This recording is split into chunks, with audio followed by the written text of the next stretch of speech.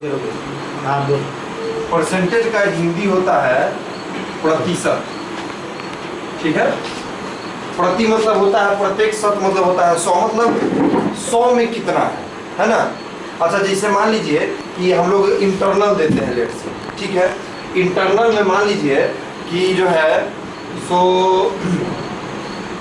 30 में किसी को 15 नंबर आता है। 30 में कितना नंबर आता है? तो टीचर नंबर को किस तरह से कॉपी पर लिखता है? कितना बाई कितना? 15/30। मतलब नंबर फॉर्म मतलब किस तरह से लिखाता है? 15/30 और गोल घेर देता है। इसी तरह से ना होता है। अब बस अगर हम लोग खाली इसमें 100 से गुना कर दें तो हम लोग का परसेंटेज आ जाएगा। ठीक है, तो मतलब टोटल नंबर और उस नंबर में वो नंबर कितनावा हिस्सा रखता है अपना, वही जो है सो हम लोग का परसेंटेज बताना है। 2/50। मतलब कि अगर 100 नंबर का हुआ रहता तो हमको 50 नंबर आता। ठीक है, अगर 100 नंबर का एग्जाम हुआ रहता तो हमको कितना नंबर आता? 50 नंबर। क्यों? क्योंकि हमको 30 में 15 आया है। कोई दिक्कत? तो ये है नॉर्मल परसेंटेज का फंडा। जैसे एक क्वेश्चन है, मान लीजिए कि x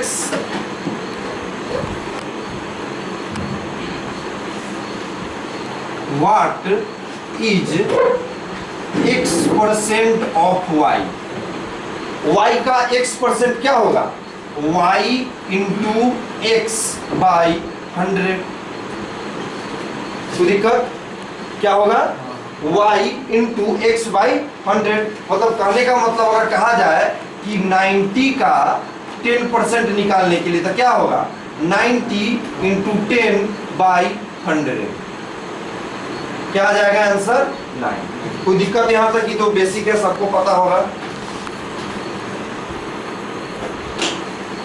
अब क्या है, कुछ चीज सब है वो देखिए।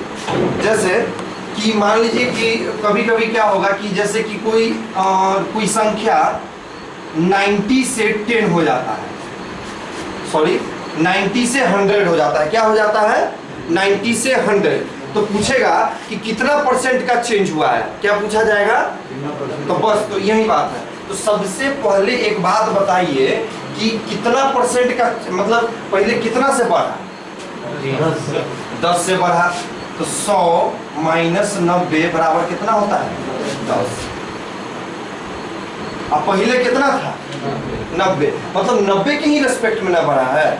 ठीक है, तो 100 10/90 इंटू 100 मतलब कितना? 100/9% से क्या हो गया? इंक्रीज हो गया। कोई दिक्कत?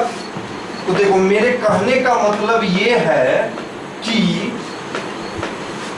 ये जो हम लोग नीचे में कुछ मान लीजिए कि x/y इंटू 100 लिखते हैं, कुछ भी लेट से, है ना। तो ये जो y होता है ये रेस्पेक्टिव क्वांटिटी होता है, किसके रेस्पेक्ट में काम हो रहा है। ठीक है, अभी जो हम बोल रहे हैं बस उसको सुन लीजिए। मतलब अभी जो है सो जब हम एक एग्जाम्पल बताएंगे तो उसमें इसका ये कॉन्सेप्ट क्लियर हो जाएगा। ठीक है, तो यहाँ पर ध्यान दीजिए, ट्रिक नंबर 1, फोकस करो इसको। ट्रिक नंबर क्या है? 1। यहाँ पर ये late any number is first change bye x%। देखिए क्वेश्चन किस तरह से आता है। ठीक है, क्वेश्चन आएगा तो आप लोग फॉर्मल विधि से भी उसको बना सकते हैं, लेकिन टाइम टेकिंग होगा। और एप्टीट्यूड में क्या होता है? टाइम मायने रखता है। ठीक है, और एमकेट के एग्जाम का क्या नंबर सिस्टम है? जितना जल्दी आप सवाल का आंसर करेंगे उतना ज्यादा आपका स्कोर बढ़ेगा उस नंबर पे। ठीक है, तो बस देखिए क्या पूछा जाएगा कि let any number is first increase by 10%, then again increase by 12%, then what will be the next net change. ठीक है, तो आपको पहले क्या करना होगा कि लेट द नंबर बी 100 में पहले 10% बढ़ा दिए तो 110 हो गया, फिर 110 का 10% बढ़ा दिए तो कितना हो जाएगा? 131। अब नेट चेंज निकालते रहिए। अब 100 था फिर 31 हुआ तो नेट चेंज क्या होगा? कोई दिक्कत?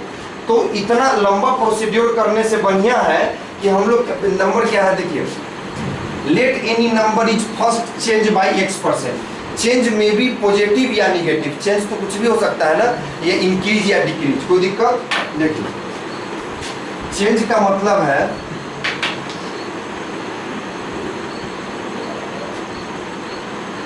चेंज 2 टाइप का हुआ है।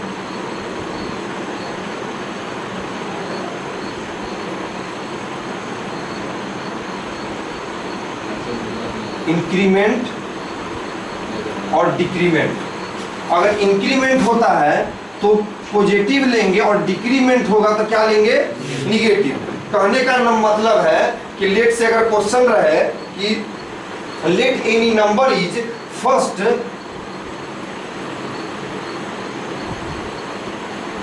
increase by 1% and then again decrease by 1%, then what will be the net change। Question समझ में आ रहा है हम क्या लिखे हैं? ठीक है, तो देखिए x और y क्या है, दो रेस्पेक्टिव क्वांटिटी है जो दो चेंज को डिनोट करता है। जैसे मान लीजिए पहले क्या लिखा, let the number be first increase by x%, तो इंक्रीज है तो क्या हो जाएगा, x का वैल्यू +1, कोई दिक्कत, y का वैल्यू क्या हो जाएगा, डिक्रीज हो रहा है तो y का वैल्यू क्या हो जाएगा, -1। तो x की जगह बस पुट कर दीजिए 1, y की जगह -1 +1 इंटू -1 बाई 100। ठीक है, 1 1 0 खत्म, तो इधर क्या बचेगा, -1 बाई 100, मतलब -0.01। अच्छा, तो इसका मतलब क्या हुआ, 0.01% से ओवरऑल नंबर घट जाएगा। कोई लगाना पड़ा, 100 मानना पड़ा, फिर उसको घटा बढ़ा के, फिर उसको घटा के, तब फिर पहले से कंपैरिजन करना, इस सब का कोई लफड़ा रहा। क्लियर हुआ सबको, सही में क्लियर हुआ सबको? ठीक है, समझ में आ रहा है ना? अब देखिए ये जो फॉर्मूला है इसका यूज पूरे परसेंटेज में एज ए ट्रिक बहुत जगह होता है, और बहुत जगह मतलब इसका यूज होता है। और कहाँ कहाँ यूज होगा इसका सबसे बड़ा ये इसका मतलब है, जैसे कि कभी भी आपको ऐसा लगे कि any quantity 1 is equal to quantity 2 into quantity 3 है, तो हम लोग ये लगा सकते हैं। अभी तो नहीं समझ में आएगा कि सब क्या है, तो अब हम बताते हैं क्या है। जैसे एरिया बराबर, जैसे मान लीजिए कि कभी कभी क्वेश्चन आता होगा, आप लोग एप्टीट्यूड अगर थोड़ा बनाए होइएगा कभी, तो लिखता होगा कि let the length of any rectangle is increased by 10% and breadth is decreased by 10%, then what will be the overall change in area। ऐसा क्वेश्चन देखे होंगे कभी ना कभी आप लोग। तो देखिए सबसे पहले एरिया बराबर क्या होता है, लेंथ इनटू ब्रेथ। तो ये इस कंडीशन को सेटिस्फाई कर रहा है, quantity 1 is equal to quantity 2 into quantity 3, मतलब क्वांटिटी 1 क्या हो गया यहाँ पे, एरिया, और क्वांटिटी 2 क्या हो गया, लेंथ, और क्या बोलते हैं इसका, क्वांटिटी 3 क्या हो गया, breath.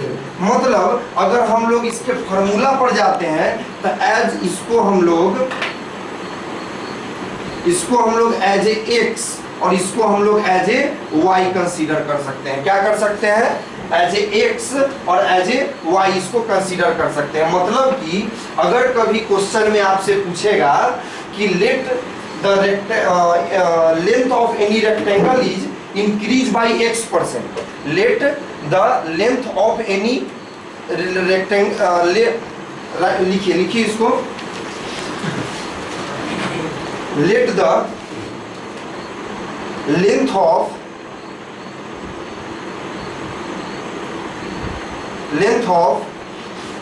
rectangle is increased by 10%,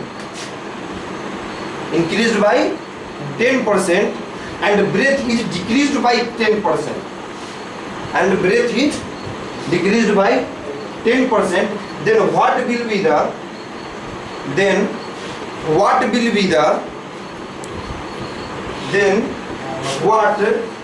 the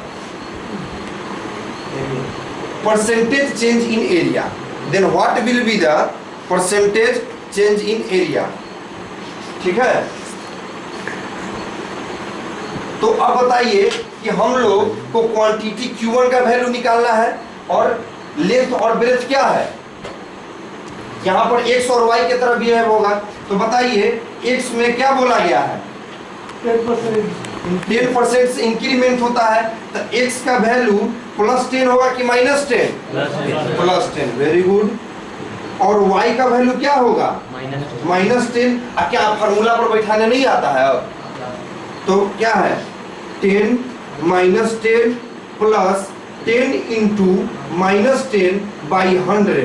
तो 10 से 10 खत्म, -1। मतलब क्या हुआ, -1 का मतलब है डिक्रीज बाय 1%। कुछ सोचना पड़ा आपको कि एरिया का मतलब पहले इस तरह अगर फॉर्मल विधि से बनाते तब क्या होता, पहले मानते कि let the length be x and breadth be y। अब x का 10% बढ़ाते, y का -10% घटाते, और गुना करके पहले वाले एरिया से घटा के फिर पहले वाले एरिया से डिवाइड करके तब 100 से गुना करते, तब जाके ये परसेंटेज आपको 1% दिखाता।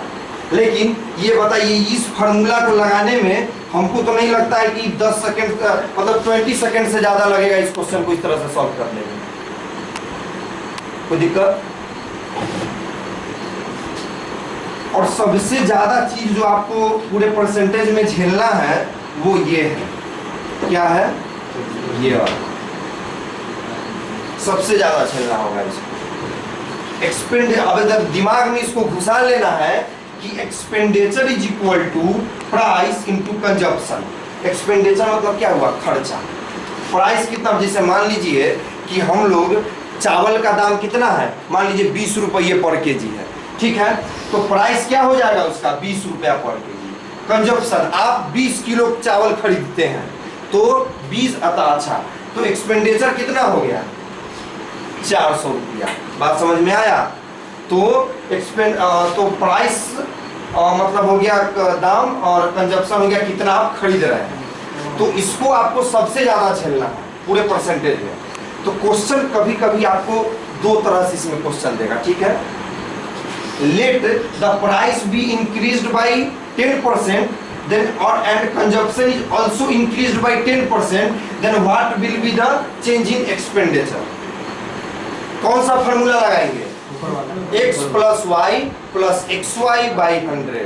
यहाँ पे क्या होगा, लिखिए क्वेश्चन लिखिए, let the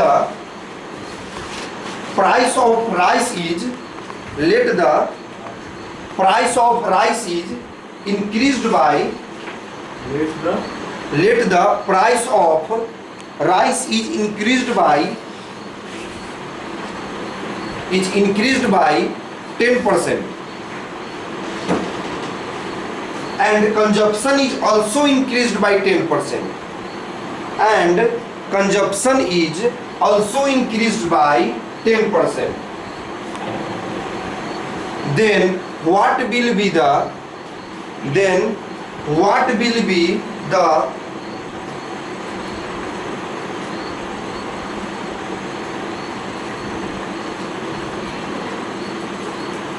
percentage change in expenditure.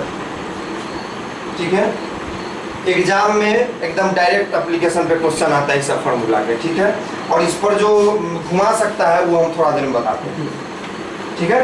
हाँ, तो बताइए पहले प्राइस कितना से इंक्रीज हो रहा है, हाँ कितना से, 1%। ठीक है, तो x का वैल्यू कितना हो जाएगा, +10